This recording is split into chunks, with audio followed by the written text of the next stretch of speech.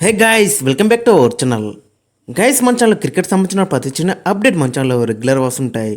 రాబోయే England tour updates కానీ ఇక తర్వాత జరిగే ప్రతి చిన్న క్రికెట్ అప్డేట్ మన ఛానల్లో రెగ్యులర్ వస్తుంటాయి. సో కాబట్టి ఇంకా మన ఛానల్ని సబ్స్క్రైబ్ చేసుకోకపోతే గైస్ వెంటనే సబ్స్క్రైబ్ చేసుకోండి అండ్ పక్కన బ్లాక్ని యాక్టివేట్ చేసుకోండి. అండ్ అదే ఇంకా మన వీడియోని లైక్ చెప్పితే గైస్ వెంటనే లైక్ చేయండి. లైక్ చేస్తే మన వీడియో మార్కెట్కి ఫాస్ట్ రీచ్ అవుతుంది.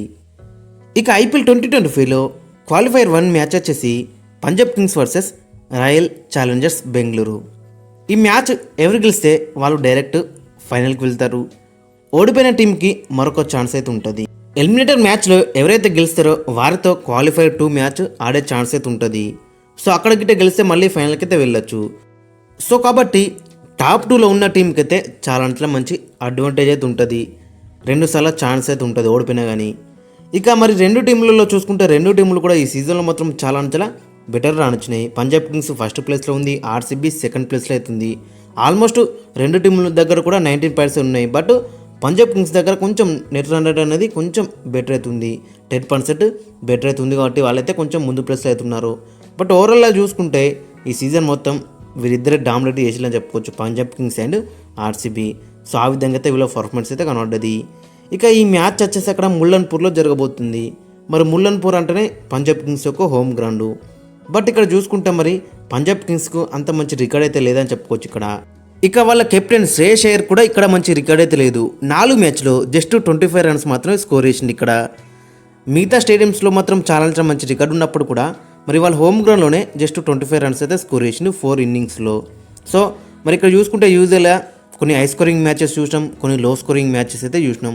బ్లాక్ సైల్ వికెట్ అయితే లో స్కోరింగ్ మ్యాచ్ చూసినాం, అదే రెడ్ సైల్ వికెట్ అయితే హై స్కోరింగ్ మ్యాచ్ అయితే చూసినాం. మరి చూడాలి ఎటువంటి వికెట్ ఇస్తారనేది ఇంట్రెస్టింగ్ కనబడుతుంది. ఖచ్చితంగా మంచి హై స్కోరింగ్ వికెట్ ఉండే ఛాన్స్ అయితే ఎక్కువ కనబడుతుంది. ఇక ఇక్కడ మొత్తం 9 మ్యాచ్లు ఆడితే దాంట్లో 5 సార్లు ఫస్ట్ బ్యాటింగ్ వేసి గెలిచిలు, 4 సార్లు సెకండ్ బ్యాటింగ్ వేసి అయితే గెలిచిలు. ఒక మ్యాచ్ నో రిజల్ట్గా ముగిసింది. యావరేజ్ ఫస్ట్ ఇన్నింగ్స్ స్కోర్ చూసుకుంటే 174, హైయెస్ట్ టీమ్ టోటల్ వచ్చేసి 219, హైయెస్ట్ సక్సెస్ఫుల్ చేసి వచ్చేసి 174 మాత్రం ఉంది. ఇక వీరి మధ్య హెడ్ రికార్డ్ చూసుకుంటే మొత్తం 35 మ్యాచెస్లో పంజాబ్ కింగ్స్ 18 టైమ్స్ గెలిచింది, ఆర్సీబీ 17 టైమ్స్ అయితే గెలిచింది. హెడ్ పరంగా చూసుకుంటే ఆల్మోస్ట్ ఈక్వల్ ఉన్నారని చెప్పుకోవచ్చు. స్లైట్ ఎడ్జ్ అక్కడ పంజాబ్ కింగ్స్కి అయితే ఉంది ఒక మ్యాచ్. ఇక టీం విశేషానికి అయితే ఫస్ట్ మనం ఆర్సీబీ టీం చూసుకుంటే మరి ఆర్సీబీ సీజన్లో చూసుకుంటే ఇనిషియల్ మాత్రం చాలా బెటర్ అనిచింది. బట్ లాస్ట్ కొద్ది మ్యాచ్ నుంచి చూసుకుంటే వీళ్ళ బౌలర్స్ వచ్చేసి 2 మనీ రన్స్ అయితే లీగ్ వేస్తున్నారు. లాస్ట్ మ్యాచ్ కూడా చూసినాక మనం ఏ విధంగా వీళ్ళ బౌలర్స్ డిసప్పాయింట్మెంట్ చేసిలో 227 రన్స్ అయితే ఇచ్చిళ్ళు. బట్ లక్కీలీ జితేష్ శర్మ దగ్గర మిరాకిల్ ఇన్నింగ్స్ చివరి మ్యాచ్ అయితే గెలిచిళ్ళు. అండ్ ఓపెనర్స్ ఇద్దరు కూడా మంచి స్టార్ట్ అయితే ఇచ్చిళ్ళు. సో దట్స్ వై మ్యాచ్ అయితే గెలిచిళ్ళు. ఇప్పుడు ప్రస్తుతానికి చూసుకుంటే టాప్ 2లో అయితే ఉన్నారు. సో ఎనీవే అక్కడ చూసుకుంటే మరి బౌలింగ్ అటాక్ అనేది కొంచెం డిసప్పాయింట్మెంట్ అయితే కనబడుతుంది. బట్ ఈ మ్యాచ్లో ఖచ్చితంగా జోస్ అజిలూడ్ అయితే వస్తాడు. బట్ ఎవరి ప్లేస్లో వస్తాడు? లాస్ట్ మ్యాచ్లో పికప్ ది బౌలర్స్లో ఉన్న బౌలర్ వచ్చేసి నువాన్ తుషారా. మరి నువాన్ తుషారా ప్లేస్లో వస్తాడా, లేదంటే రొమారియో షెర్ఫర్డ్ ప్లేస్లో వస్తాడా, లేదంటే అక్కడ లాస్ట్ మ్యాచ్లో లివింగ్స్టోన్ ఉన్నాడు. బట్ లివింగ్స్టోన్ ప్లేస్లో ఖచ్చితంగా టీమ్ డేవిడే ఆడతాడు. సో మరి జోస్ అజిలూడ్ ఖచ్చితంగా నువాన్ తుషారా ప్లేస్లో రావాల్సి అయితే ఉంది. బౌలింగ్లో మాత్రం వీళ్ళకి 2 మనీ ప్రాబ్లమ్స్ అయితే కనబడుతున్నాయి. ఇక బ్యాటింగ్లో చూసుకుంటే మరి అక్కడ విరాట్ కోహ్లీ, ఫిల్ సాల్ట్ ప్రతి మ్యాచ్లో కూడా మంచి స్టార్ట్ అయితే ఇస్తున్నారు, మంచి స్కోర్స్ అయితే తీసుకొస్తున్నారు పవర్ ప్లేలో. లాస్ట్ మ్యాచ్లో కూడా మనం చూసినాక చాలా బెటర్ రాణించారు ఇద్దరు కూడా. ఫిల్ సాల్ట్ 30 కొట్టిండు 19 బాల్లో, విరాట్ కోహ్లీ 54 అయితే కొట్టిండు 30 బాల్స్లో. విరాట్ కోహ్లీ కన్సిస్టెంట్గా రన్స్ అయితే స్కోర్ చేస్తూ వస్తున్నాడు ఈ సీజన్లో. చాలా బెటర్ ఫామ్లో అయితే ఉన్నాడని చెప్పుకోవచ్చు. దట్టు స్ట్రైక్ రేట్ కూడా మరి లాస్ట్ మ్యాచ్లో మనం చూసుకుంటే 108 అయితే ఉందని చెప్పుకోవచ్చు. ఇక మరోవైపు ఫిల్ సాల్ట్ లాస్ట్ మ్యాచ్లో 30 రన్స్ స్కోర్ చేసిండు. బట్ దాని పెద్ద నెక్కింది అయితే కనబడచలేకపోయిండు. బట్ అంతకుముందు మ్యాచ్లో కూడా చాలా బెటర్ రాణించిండు. ఓవరాల్గా చూసుకుంటే ఫిల్ సాల్ట్ కూడా మంచి ఫామ్లో ఉన్నాడని చెప్పుకోవచ్చు. ఈ మ్యాచ్లో కూడా మరి ఇద్దరు ఓపెనర్స్ దగ్గర నుంచి బిగ్ పార్ట్నర్షిప్ అయితే ఎక్స్పెక్ట్ అయితే ఎత్తున్నారు. ఇక తర్వాత చూసుకుంటే మయాంక్ అగర్వాల్ లాస్ట్ మ్యాచ్లో చూసుకుంటే అక్కడ ఆల్మోస్ట్ నెంబర్ 5లో వచ్చిండు. బట్ ఈ మ్యాచ్లో ఖచ్చితంగా నెంబర్ 3 ఆడే ఛాన్స్ ఉంటుంది. ఒక లేట క్విక్గా వికెట్స్ పడితే గిట్ట. లాస్ట్ మ్యాచ్లో నెంబర్ 5లో వచ్చిండు, అయినా కానీ 41 రన్స్ అయితే స్కోర్ చేసిండు, నాట్అవుట్గా ఉన్నాడు అక్కడ. ఇక తర్వాత జితేష్ శర్మ లాస్ట్ మ్యాచ్లో మనం చూసినాక ఏ విధంగా అక్కడ విధ్వంసం క్రియేట్ చేసిండో. ఎల్ఎస్జీ బౌలర్స్కి నో క్లూ అని చెప్పుకోవచ్చు. సో అలాంటి ఇన్నింగ్స్ అయితే మనకైతే కనబడ్డది. 85 రన్స్ అయితే స్కోర్ చేసిండు. స్ట్రైక్ రేట్ చూసుకుంటే 257, 6 సిక్సెస్ 8 ఫోర్స్. చాలా విధ్వంసం అయితే క్రియేట్ చేసిండు. ఇంకా అక్కడ చూసుకుంటే ఇంకా అక్కడ 8 బాల్ అయితే మిగిలి ఉండగానే టీంని అయితే గెలిపించిండు. 230 అయితే స్కోర్ వేసిండు. చాలా గ్రేట్ ఇన్నింగ్స్ అని చెప్పుకోవచ్చు. అక్కడ కెప్టెన్ జితేష్ శర్మ దగ్గర నుంచి మరి ఈ మ్యాచ్లో జితేష్ శర్మ కెప్టెన్గా ఆడతాడా లేదంటే రజత్ పతిదార్కి తిరిగి వస్తాడా అనేది చూడాలి. ఇక తర్వాత చూసుకుంటే మరి టీం డేవిడ్ ఖచ్చితంగా ఇంపార్టెంట్ ప్లేయరే, అతను తిరిగి వస్తాడని అక్కడ రిపోర్ట్స్ అయితే వస్తున్నాయి. బట్ అతనికి ఇట్లా లేకపోతే మాత్రం మరోసారి లివింగ్స్టన్ వైపు వెళ్ళే ఛాన్స్ అయితే ఎక్కువ ఉంటుంది. లేదు ఒకవేళ గిట్ట టీం డేవిడ్ గిట్ట 100% ఫిట్ ఉంటే మాత్రం ఖచ్చితంగా టీం డేవిడే ఆడతాడు. ఇక తర్వాత వీళ్ళకి బ్యాటింగ్లో చూసుకుంటే రొమరియో షెర్ఫర్డ్ ఆ ఒక్క ఇన్నింగ్స్ తర్వాత మళ్ళీ ఇతని దగ్గర నుంచి బ్యాటింగ్లో అయితే రన్స్ అయితే మనకైతే కనవలేవు. చూడాలి మరి ఈ మ్యాచ్లో ఏ విధంగా రన్స్ అనేది ఇంట్రెస్టింగ్ కనబడుతుంది. ఇక బౌలింగ్లో చూసుకుంటే ఇంతమంది చెప్పుకున్నాం మనం, టూ మనీ ప్రాబ్లమ్స్ అయితే కనబడుతున్నాయి. జోస్ అజిలోడు మరి చాలా రోజులు అవుతుంది అతను ఆడక, ఆల్మోస్ట్ మరి 1 మంత్ అవుతుంది. మరి ఏ విధంగా అతను సహకరిస్తారనేది ఇంట్రెస్టింగ్ కనబడుతుంది. దట్టు ఇంజరీ నుంచి కంబ్యాక్ చేస్తున్నాడు, ఖచ్చితంగా రస్టీగా అయితే ఉంటాడు. సో కాబట్టి లాస్ట్ మ్యాచ్లో మనం చూసినాగా పికప్ ది బౌలర్స్ లిస్ట్లో నువ్వంత హుషార్ అయితే ఉన్నాడు. సో అతన్ని కంటిన్యూ చేస్తే బెటర్ అయితే ఉంటుంది. బట్ ఎవరి ప్లేస్లో కంటిన్యూ చేస్తారు. ఒకవేళ ఇట్లా ఆర్సీబీ గిట్ట ఫస్ట్ బ్యాటింగ్ వేస్తే గిట్ట బోత్ టీమ్ డేవిడ్ అండ్ నువ్వంత హుషార్ని ఇంపాక్ట్ ప్లేయర్గా ఉంచాలి. ఒకవేళ గిట్ట టీమ్ డేవిడ్ అవసరం ఉంటే బ్యాటింగ్లో తీసుకోవాలి, లేదంటే బౌలింగ్లో నువ్వంత హుషారా బెస్ట్ ఆప్షన్ అవుతాడు వీళ్ళకైతే. సో అలాంటి గేమ్ ప్లాన్ చేసుకుంటే బెటర్ అయితే ఉంటుంది అక్కడ. ఇక భువనేశ్వర్ కుమార్ ఎస్ఐలు 2 మెయిన్ రన్స్ అయితే ఇస్తున్నారు. ఇక స్పిన్లో చూసుకుంటే సూర్య శర్మ, కృణాల్ పాండ్యా కూడా మరి స్టార్టింగ్లో ఉన్నట్టయితే మనకైతే కనబడతలేరు. ఇక వీళ్ళ యొక్క ప్లేయింగ్ లైన్ అక్కడ మనం చూసుకుంటే విరాట్ కోహ్లీ, ఫిల్ సాల్ట్ ఓపెనింగ్లో బరిలోకి దిగుతారు. 3లో మయాంక్ అగర్వాల్, 4లో రజత్ పతిదార్, 5లో జితేష్ శర్మ, 6లో టీమ్ డేవిడ్, 7లో రొమరియో షెర్ఫర్డ్, 8లో కృణాల్ పాండ్యా రక వీళ్ళకి బ్యాటింగ్ అవుతుంది. 9లో భువనేశ్వర్ కుమార్, 10లో జోస్ అజిలోడ్, 11లో ఎస్ దయాలు ఇంపాక్ట్ ప్లేయర్గా సూర్య శర్మ. ఓవరాల్గా చూసుకుంటే టీం మాత్రం చాలా డెడ్లీగా కనబడుతుంది.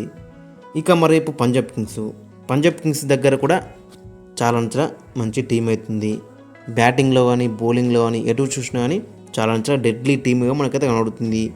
బట్ వీళ్ళకి కూడా కొన్ని ప్రాబ్లమ్స్ ఉన్నాయని చెప్పుకోవచ్చు. చాహల్ లాస్ట్ 2 మ్యాచ్లు అయితే ఆడలేడు ఇంజూర్ కారణంగా. మరి ఈ మ్యాచ్ అయితే తిరిగి వస్తున్నాడు. సో అతను కూడా ఇంజూర్ నుంచి వస్తున్నాడు. ఏ విధంగా సహకరిస్తారనేది ఇంట్రెస్టింగ్ కనబడుతుంది. దట్టు ఇంకా వీళ్ళకి బిగ్గెస్ట్ మైనస్ ఏంటంటే మార్కో హెండర్సన్ అందుబాటులో లేడు. సో అదొకటి వీళ్ళకి ప్రాబ్లంగా కనబడుతుంది. బట్ ఎనివే వీళ్ళ ఓపెనర్స్ మాత్రం చాలా కన్సిస్టెంట్గా రాణిస్తున్నారు విత్ మంచి స్ట్రైక్ రేట్తోని. ప్రభు సిమ్రాన్ సింగ్ కన్సిస్టెంట్గా ప్రతి మ్యాచ్లో కూడా మంచి స్టార్ట్ అయితే అందిస్తున్నాడు. ఇక తనతో పాటు ప్రియాంశ్ ఆర్య ప్రతి మ్యాచ్లో ఇతను కూడా చాలా బెటర్ రాణిస్తున్నాడు. సో ఓపెనర్స్ మాత్రం చాలా మంచి స్టార్ట్ అయితే ఇస్తున్నారు వీళ్ళకి. తర్వాత ఇంకా అక్కడ మెయిన్గా చూసుకుంటే లాస్ట్ మ్యాచ్లో చూసినాగా మరి ఏ విధంగా రాణించిండో. ప్రియాంశ్ ఆర్య మంచిగా నాకైతే ఆడిండు. బట్ అతనితో పాటు జోస్ ఇంగ్లీషు ఎలాంటి నాకు ఆడిండో మనం చూసినాగా. ముంబై ఇండియన్స్కి ఎగనెస్ట్గా Bumrah, Deepak Chahar, Trent Boult, Mitchell శాంట్నర్కి ఎగనెస్ట్గా అక్కడ దగ్గరుండి మ్యాచ్ అయితే గెలిపించిండు. 73 అయితే కొట్టిండు 42 బాల్స్లో, 9 4s 3 6s. అలాంటి కైండ్ ఆఫ్ ఇన్నింగ్స్ అయితే మనకైతే ఉండదు. సో ఈ మ్యాచ్లో కూడా అదే నాకును కంటిన్యూ చేయాలని ఇతనైతే చూస్తాడు. ఇక తర్వాత శ్రేయస్ అయ్యర్ కెప్టెన్ 26 కొట్టిండు లాస్ట్ మ్యాచ్లో, 16 బాల్స్లో నెంబర్ 4 అయితే వచ్చిండు. బట్ ఇక్కడ చూసుకుంటే మెయిన్గా మరి ముల్లన్పూర్లో ఇతనికైతే మంచి రికార్డ్ అయితే లేదు. జస్ట్ 25 రన్స్ మాత్రం స్కోర్ చేసిండు 4 ఇన్నింగ్స్లో. మరి దాన్ని ఏమైనా ఇంప్రూవ్ చేసుకుంటారు అనేది చూడాలి. ఇక తర్వాత వీళ్ళకి శశాంక్ సింగ్ ఉన్నాడు, నెహల్ వాదేర్ ఉన్నాడు, మార్కో స్టోయినిస్ ఉన్నాడు, అజ్మతుల్లా మర్జాయి ఆడితే అజ్మతుల్లా మర్జాయి అండ్ హర్ప్రీత్ బ్రార్ రాక వీళ్ళకైతే బ్యాటింగ్ అయితే ఉంది. సో చాలా డీప్ బ్యాటింగ్ లైనప్ అయితే ఉంది. ఇక బౌలింగ్లో చూసుకుంటే బౌలింగ్ మాత్రం చాలా సాలిడ్గా కనబడుతుంది. బట్ ఇంతకుముందు చెప్పుకున్నాం చాహల్ ఇంజరీ నుంచి వస్తున్నాడు, అతను ఏ విధంగా ఆడతాడు. అండ్ మార్కో హెండర్సన్ లేడు మరి. సో అతని ప్లేస్లో ఖచ్చితంగా అజ్మతుల్లా మర్జాయి ఆడతాడు. అండ్ కైల్ జెమిన్సన్ కూడా కంటిన్యూ అవుతాడు. బట్ వీళ్ళకి లాస్ట్ 2-3 మ్యాచ్లో మంచిగా రాణించే ప్లేయర్స్ వచ్చేసి హర్ప్రీత్ బ్రార్ అండ్ హర్షదీప్ సింగ్. వీళ్ళిద్దరు మాత్రం చాలా బెటర్ రాణిస్తున్నారు. చూడాలి మరి ఈ మ్యాచ్లో ఏ విధంగా రాణిస్తున్నారో ఇంట్రెస్టింగ్ కనబడుతుంది. ఇక వీళ్ళకి మెయిన్గా వచ్చేసి అక్కడ స్పిన్లో యుజీ చాహల్ చాలా క్రూషియల్గా ఉండబోతున్నాడు. అండ్ హర్ప్రీత్ బ్రార్ కూడా చాలా మంచి టికెట్ అవుతుంది ఆర్సీబీకి ఎగనెస్ట్గా. ఇక వీళ్ళ యొక్క ప్లేయింగ్ లెవెన్ అక్కడ మనం చూసుకుంటే ప్రభు సిమ్రాన్ సింగ్ అండ్ ప్రియాంశ్ ఆర్య ఓపెనింగ్లో బరిలోకి దిగుతారు. 3లో జోస్ ఇంగ్లీష్, 4లో శ్రేయస్ అయ్యర్, 5లో నెహల్ వాదేరా, 6లో మార్కో స్టోయినిస్, 7లో శశాంక్ సింగ్, 8లో అజ్మతుల్లా ఉమర్జాయి, 9లో కైల్ జెమిన్సన్ రక వీళ్ళకి బ్యాటింగ్ ఉంది. 10లో హర్ప్రీత్ బ్రార్ కూడా వస్తాడు. ఇక తర్వాత హర్షదీప్ సింగ్ అండ్ యుజీ చాహల్. ఓవరాల్గా కాంబినేషన్ చూసుకుంటే మాత్రం చాలా డెడ్లీగా కనబడుతుంది.